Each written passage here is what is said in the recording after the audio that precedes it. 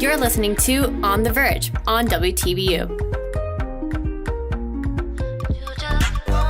BU's only music and talk show, bringing you the latest in campus life, entertainment news, and trending topics worldwide, with stories from Verge campus and new music from Good Music All Day.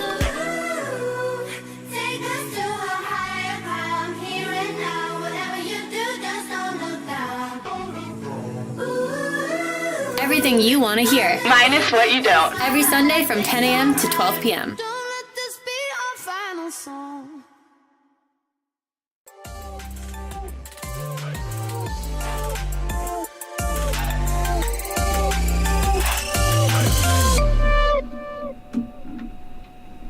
So welcome back to On the Verge, the official music and talk show of Verge Campus BU. We've had a nice little show this lovely Sunday, November 20th, 2016.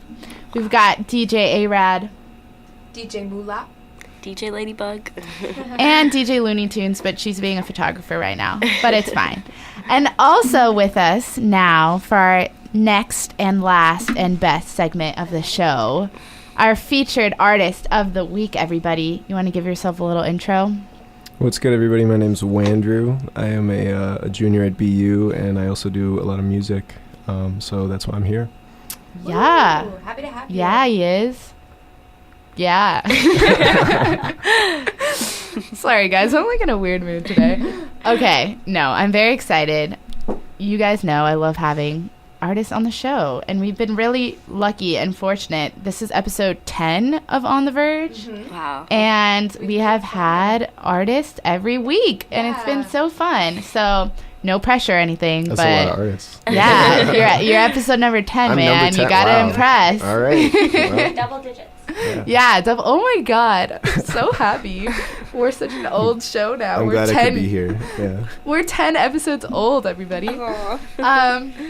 Yeah, we're happy to have you here. So, all right, give us a little bit more. Who is Wandrew? How would you describe yourself as an artist, as a human? I've found it's been really hard to put my music in a box because I make a lot of different types of music. So I'm not really constrained to one genre. So I don't just make rap. I don't just make hip hop. I don't just make like future. So like I've had a hard time branding myself in that sense. Yeah. But it's been easy to brand myself in that I kind of just go and play my music and hope that people like it. Yeah. And I don't know. It's worked out so far. It's been fun. Good. But, yeah. Overall, I make a lot of electronic music and beats for a lot of local rappers. I work mostly with people in Boston and New York. But Okay, so aside from like your own music, do you do production for other yes, people? yes. Okay, very cool. I do a lot of production for other people, but then I also do like my own projects that are much more electronic and indescribable, I guess. Yeah. He's just so unique, guys. Yeah. I guess. So how did you get into all of this? Like, when did you first start pursuing? I started DJ? producing like towards the end of high school. I have been doing music since like 4th grade. I was like a band kid. My first instrument was the flute, as hard as that is to believe. I know, right? I played the clarinet. Yep. Those, what is it called? Woodwinds? Woodwinds. Yeah. Yep. Good instruments. So I played the flute for a while, and then in high school I played the trombone. And then after that, I kind of decided that I liked the whole song more than I liked individual instruments. So that kind of turned me on to production. Yeah. And I just started making songs. And like the first few songs that I made were totally horrible, terrible. But you just keep making stuff. And now, yeah. So did you Make teach stuff that I'm proud yourself how to use all of the gadgets? Yeah. So I use a program called FL Studio, which is a DAW.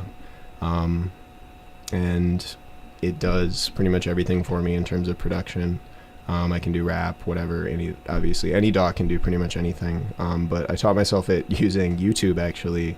And a couple of my friends also used it. So we kind of like grew up together with the software, if that makes sense. That's awesome. Not like in terms of like literally actually growing up, but like in terms of learning the software. Yeah. Like we all kind of baby stepped through it at the same time. So yeah. That's really cool. Do they still do this stuff too, or not really? Yeah, I'm from Minnesota originally, so my buddy Mark back in Minnesota still does a lot of that. He's more to the rap side of things, but he's doing his own thing. So shout out Mark. He might be listening right now. That's cool. Hey, Mark. But yeah, generally it's kind of just been anytime you have like a question or like a problem in the program, if you're teaching it to yourself, all you can really do is figure out a way to solve it, like whether the solution is right or wrong per se. So there might be an easier solution, but you've come up with your solution. So I've always kind of gone with that as a way to just make stuff like I don't feel like anyone's told me how to do this, you know, which I feel is kind of genuine. So yeah, definitely. That's really cool. It's just so awesome how you can like just teach yourself things these days. You just gotta practice. It's gonna be terrible. First time it's gonna be terrible every single time. Yeah, but then you power through. That's awesome. So shout out to YouTube. Just keep doing it. Yeah, honestly. Those tutorial videos are for everything, literally. Yep. God bless. It's so crazy to think about. I was thinking about this the other day. Like, imagine if YouTube was never created. I feel like, no, I'm serious. The world would be different. Yeah, like I feel so like different. it like astronomically has impacted various aspects of society. And then that platform helps you kind of brand yourself and get your name in the public. For and your work. sure. It's so big with music now. Yeah, definitely. Yeah, it's the access to that information, especially like for free. Yeah. Like, I didn't have to pay anybody. It was a Google search. Yeah, know, so. exactly. I mean, so accessible, so easy. Shout out. Sure. So it's on you. You just got to do it. It's on you. It's your tube. If you want to learn something, really go learn deep, it. Guys, this is getting really deep. It's not that deep. Also, you could check out Verge Campus BU's YouTube channel for all of our interviews, including this one will be uploaded soon. Anyway, sorry. Just had to talk about YouTube for a little. So what other platforms do you think have been really useful for you in terms of just like growing as an artist and branding yourself? Really SoundCloud is the king right now, simply because of user base. So I've found that a lot of other websites, while they might have more attractive features for me as an artist, for the fan, they're not necessarily easier to use. SoundCloud is not the pinnacle of music social media by any means. Yeah, it really isn't. But it's produced kind of its own wave in the last 5 years that's been really influential for a lot of people. So like the artists that I listened to 3 years ago that got me into production, I guess you could say, have all built kind of their own followings over the past 3 years, and it's cool to see them kind of grow dynamically. Yeah. Because when you're doing a release through something like iTunes or Spotify, you really make sure that it fits like your brand, as like we were talking about earlier.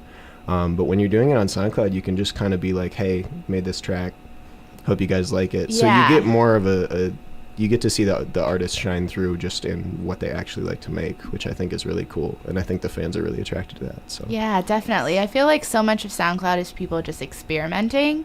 Yeah, totally. And it's kind of like the perfect place to be like, here, I tried this. I don't know if it's good, but let's see what people think. And then from there, I can like take a more serious step. So SoundCloud is definitely interesting in that aspect of it. And you're right, it's grown so much the past couple years, like literally out of nowhere. Yep.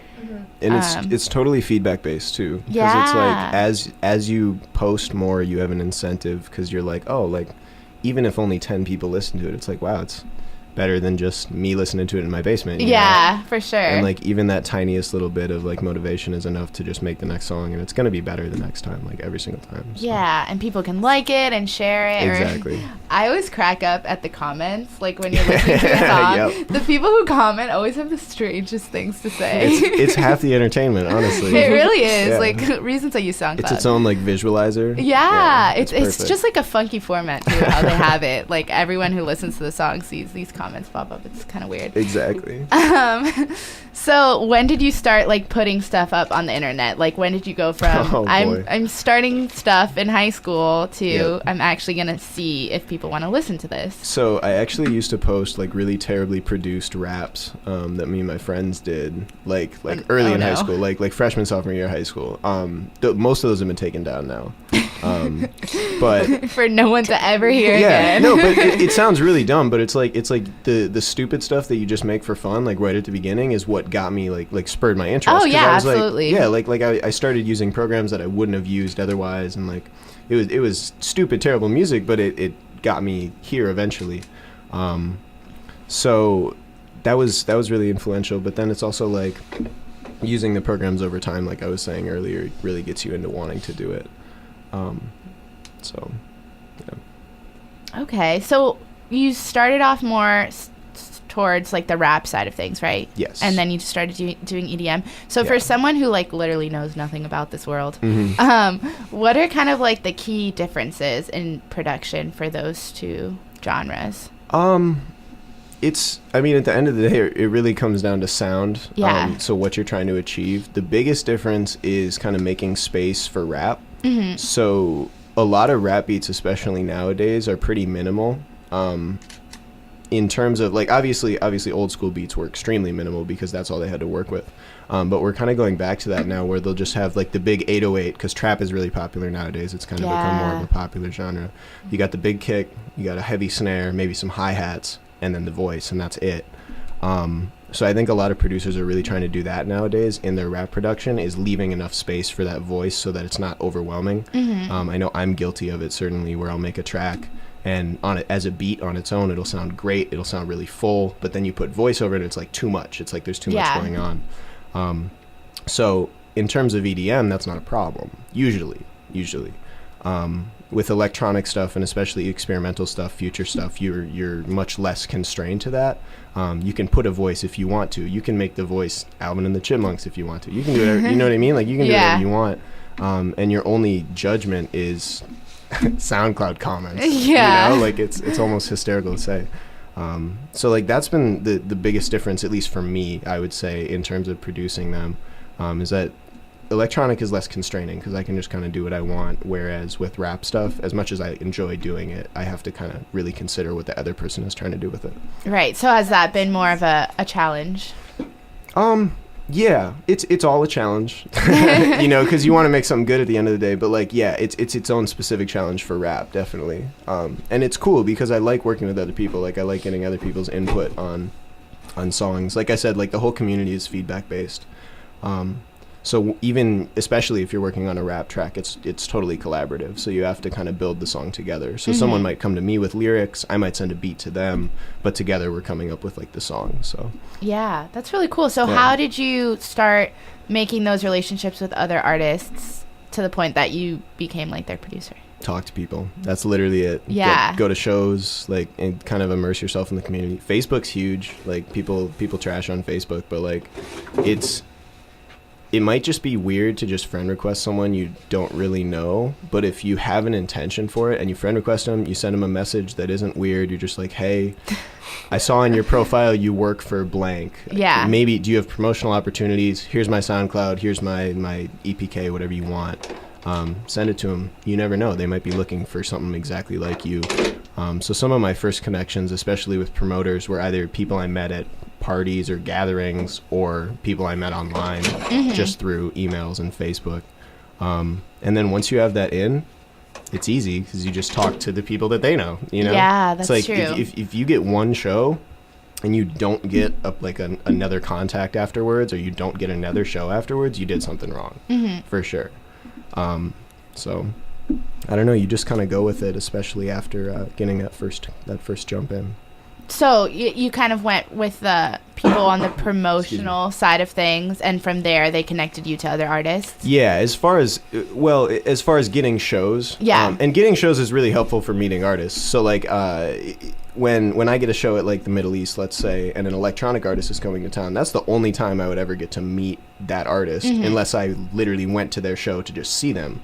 But in this case, I'm opening for them, and I'm, like, playing my stuff in front of them, you know? Yeah.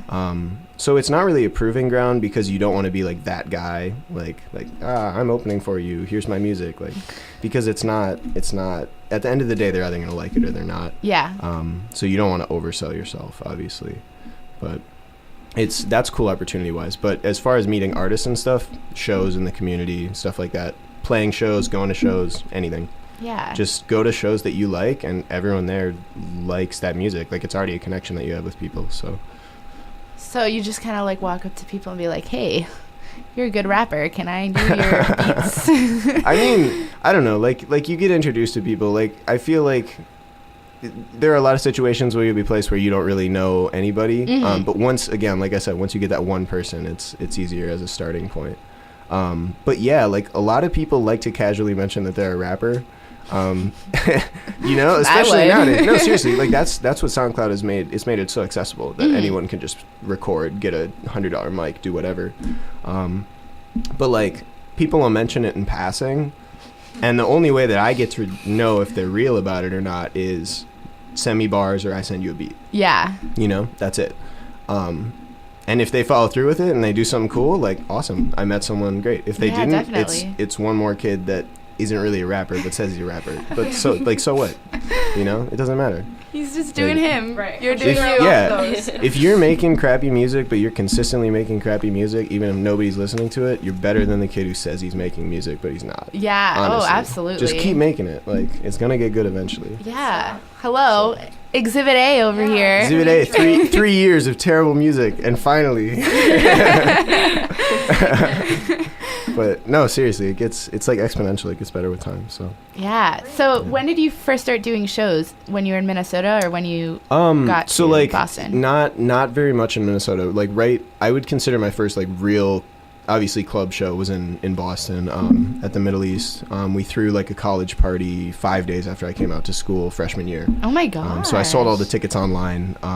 It was a super big hit. I sold them through Facebook. Hey. Yeah, stuff like that. We were talking earlier about Facebook's just benefits to life. Honestly, like it Another connects you one. with people that you would never realize. But this isn't like a Facebook praise session. So like, yeah, I don't know. Once I came out and I did that show, like I said, it got my foot in the door, and it was luckily a good show. If you have a bad first show, you obviously are kind of digging yourself out of a hole. Yeah. But like, I don't know. It was good, and so I guess I'm thankful for that. But it made getting that next show a lot easier. But as far as getting house parties and stuff, like you don't need any prerequisites at all. Oh no. You know, but like that's still great exposure. Like I almost like house parties more than club shows because there's no like anxiety associated with it. It's like I don't have to worry about preparing anything. Like a lot of the times drunk people will just come up and request songs. Like if you're telling me what you want me to play and I can like fit it into my set in a cool way, that's perfect. You're just making my job easier, you know?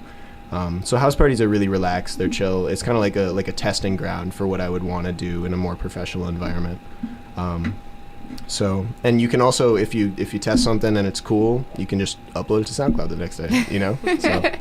Yeah, no, I definitely feel like that's kind of like the perfect environment, like you said, because that's basically your fan base for the most part is going to be people of this age. So if you try something and they like it, and you already know, like, in that personal, right off the bat experience. Success. Yeah. And that's the thing is that, like, I might not have very many followers on SoundCloud, but every single one of those followers is people that have heard my music pretty much in person, because my online presence isn't gigantic.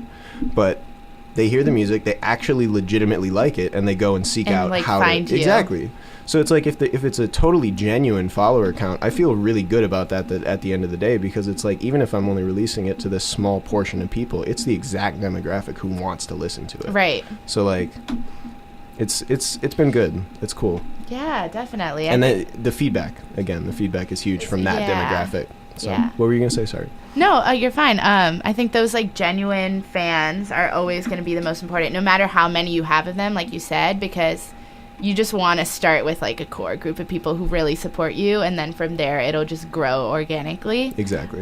So yeah, I agree. I think that's super important. So when you go and you do shows, again, I don't know anything about this. Yeah. How much of it is like on the spot and how much of it is prepared? All of it. Really? Totally on the spot. Yeah. I personally don't believe in pre-recording mixes. People do it. I don't know what you're doing up there if you pre-recorded your mix. You know what I mean? Like, why stand there for an hour if you pre-recorded a mix? Like, go have fun. Go talk to people. Like, why just stand up there? But like, yeah, I'm doing stuff the whole time. You know, it's live mixing. I brought my stuff in the studio today. I know you can't see it on the radio, obviously, but if you go online afterwards, there'll be like videography and stuff. You can look at what I'm using. Yeah. I use like an FX panel when I mix so that I can live edit what's coming through the speakers, obviously. So I've got my 2 decks on the mixer. Playing whatever songs I want. I play my own music. I play other people's music. I play a lot of like friends' music that they've sent to me, because it's like that's just more exposure for them. It's more exposure for me. If people like it, that's great for both of us. Yeah. Good karma. Yeah, exactly. Honestly, because it's like it's totally, you're never gonna get to the top without other people, and getting to the top doesn't even have to be the goal. Like having people listen to your music and actually genuinely like it. Like, that's the goal. And I don't really care how many people it is, you know? Yeah, definitely. So shows are great for that because you get exposed to more and more people, do cool stuff. People like it. Yeah. So, but yeah, it's all live, to answer your question. I wasn't sure because, like, you know when you see those sets of, like, big DJs, like, at You never music know Yeah. if they're festivals. like pretending. Yeah. Or, like, Honestly- Steve Aoki, he, like, freaking walks Yeah. around, Yeah. throws cake at people, and then, Yeah. like, presses one button. Well, okay, here's the thing. The actual bass, like doing beat matching and DJing, which is beat matching is syncing up the BPM, the beats per minute of two different songs so that they play in time with each other. Okay. You're creating a seamless transition. Yeah. So a good DJ set is like an hour of straight music, no interruptions, nothing off beat, nothing weird, you know. But someone like Steve Aoki, someone like RL Grime, a really big DJ who plays festivals, stuff like that, they are so good at that. It's like a master playing chess. It's really easy to learn, but it's really difficult to master. They're doing things that we don't even know what they're doing. Yeah. So whether or not they're playing a recorded set is kind of a moot point because it's gonna sound that good anyway. Yeah. A lot of them won't play a pre-recorded set because of simply like the ethical reasons, because it's like, what are they paying me for to play this gigantic festival? Like, I might as well go and play my stuff and have fun. So, but I wouldn't put it past some people. But that's being a DJ. You're not there to like press play, you know. You're there to go have fun, make cool music, Yeah. and doing that live is really fun. So Yeah, definitely. So are you seeing this as, like, would you say that this is your career goal, or what are you here studying at BU? I'm studying advertising. Hey, Um, me too. really? Everyone Oh, studies cool. advertising. Yeah, right. It's a good major. I originally kind of went into advertising because I was like, at the very least I want to learn how to brand myself, which has honestly been a really difficult process, like I was saying earlier. But I've made it hard for myself, I guess. But in studying advertising, I really wanted to do just something that's creatively fulfilling, whether it's music or creative development for a company, stuff like that, whatever. But I can also incorporate that into my music. So my quote-unquote plan, if you could call it that, is just to keep doing music on the side, go get a real job like everybody else, obviously. But Yeah. just like I like it enough where I can just keep working at it. So, you know, something happens. But otherwise, I still got people who will listen to it and who will like it. So. Yeah, definitely. Yeah. Always be that passion. Exactly. That's always good. So you're involved with the Music Business Club, correct? I sure am. Yeah, shout out Josh Ford and my I team. sure am. They are great. Honestly, they're a fantastic resource. Anybody who's interested in music at BU, get involved with that. It's been amazing. They helped develop a team of people for me that have pushed me to do things and be proactive about my own music, which is really great. Especially when you're doing school full time, it's really easy to just say, all right, this is going to take the back burner. They don't let it take the back burner, which is good. I'm really thankful for that. So they've really kept me on track. They were really instrumental in helping me develop this EP that I just released this morning. Hey. So go check that out. That's what you heard right before we started talking. Yeah. So yeah, shout out Music Business Club. Definitely get involved with that. They have events all the time. They have speakers come in. All sorts of stuff. It's a really great resource. So. Yeah. One question about that, and then we'll go to the EP. Yeah, for sure. So how have they like kind of helped you out with the challenges that you were facing in terms of branding and just like? Yeah, they've helped me image? ask myself questions that I hadn't really thought about before, which was really good, especially from a business standpoint. Because without that brand, what are you selling? Yeah, you know? definitely. So that was definitely a question I needed to ask myself. But at the end of the day, yeah, they really helped me kind of take a look at myself from an outside perspective, because if you're just doing this on your own, it's really easy to say, yeah, this is great, but not get anybody else's opinion, even though the entire community is feedback based. So it's been really helpful in that regard. I feel like it's kind of like such an obvious thing that people just tend to forget that at the end of the day, music is an industry. Yeah. And it is yeah. business It is a oriented. business, yep. Because all we think about is just like, ooh, this Yeah. music is fun to listen to, like somebody Yep. singing, that's it. But it's really not. And especially nowadays, we always talk about this with the people who come on for interviews, but there's so many more components than just like the music that you put Exactly. out in terms of being an artist. So yeah, I really shout out to that Music Business Club. I see you, Yeah. Nilu. They're great. Also, shout out BU Hip Hop. I'm also involved with a lot of their stuff. They Oh. do freestyle circles outside the GSU. I believe it's Is that what that is? Yep, Fridays at 4. I've seen that, and I Those just guys, think they're it's like a great. group Yeah. of friends. Yeah, I was like, oh, that's No, cute. that's a club at BU. You should get involved with that, especially if you're in hip hop. We do a mixtape every year. I'm hugely involved with the mixtape. I send beats into it. I do a lot of the recording. This year I'm just sending beats in, but I'm going to be abroad, so I can't help with the recording. But that's a whole another story. But yeah, BU Hip Hop, another great resource, especially if you're more into the rap side of things.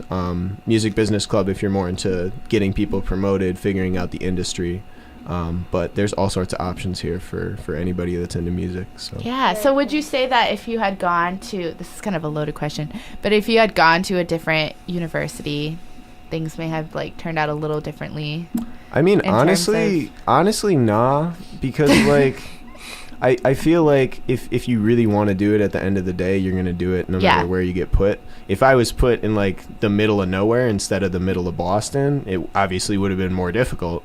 But I feel like especially at college, there's always people, even if you're in the middle of nowhere, that love music, that are trying to do stuff that you want to do, even if it's just two people.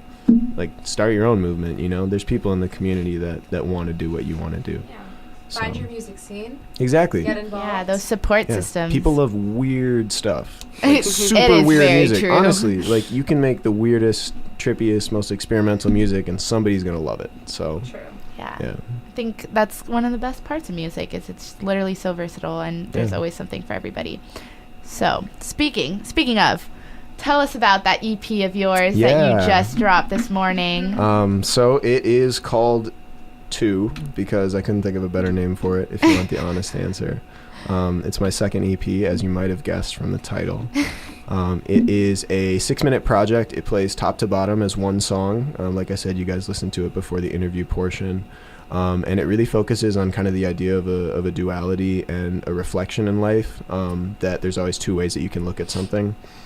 So both songs are kind of 2 different takes on a musical idea, but it's all one continuous journey, I guess you could say. I don't want to use that word too lightly, but yeah, it's a really cool project, and I feel like it's a territory that I haven't really gone into yet. So it was really cool, even though it's only 2 songs. So. Yeah, I was about to ask, is this sound different from stuff you've done in the past? Yeah, so I think I did an EP before this. My first EP was called Mini. It was about Minnesota, where I'm from, because I had come out to college and I was really thinking about my home in a different perspective. So the first EP was much more based around a place than it was around like a feeling or an idea.